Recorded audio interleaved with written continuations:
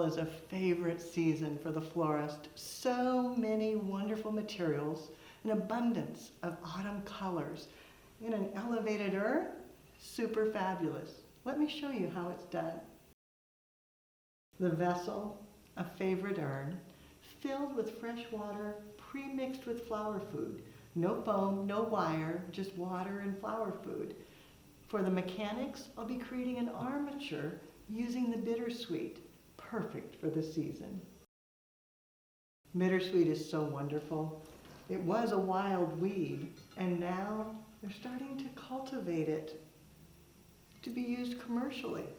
You can see it just settles in, but it's so long. So I'm going to bring it around and just lash it back, tying it to itself, determining where I want it, maybe right there. Then taking a bit of bind wire, flipping it off, and then securing it together.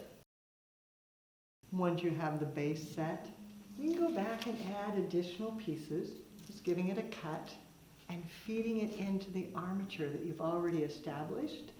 Then enhance that with a bit of foliage.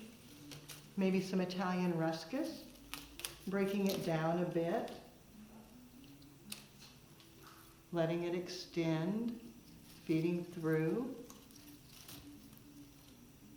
And then a bit of the fatsia leaves to give a nice base.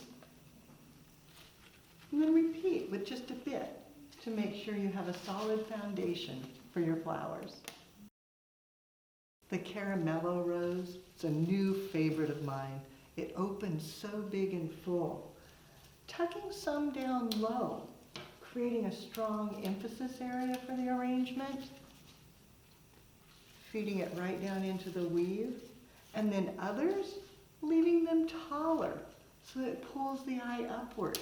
And fill in with roses, following the format you've established with the bittersweet. To enhance, adding a bit of texture.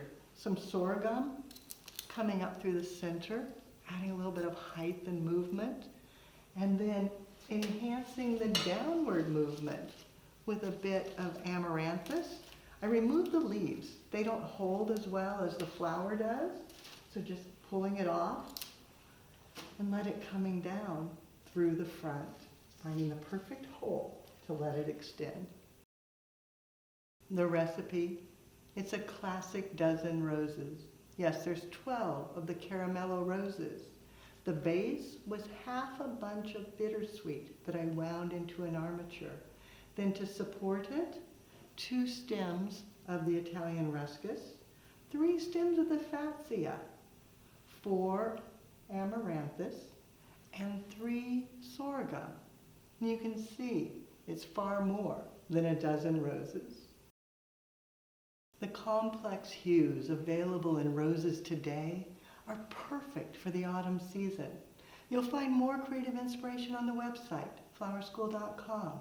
If you have questions, you can reach us through there. But now it's your turn.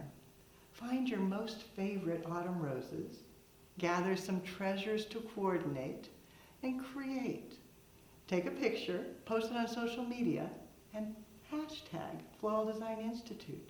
That way we all can see what you do as you do something you love.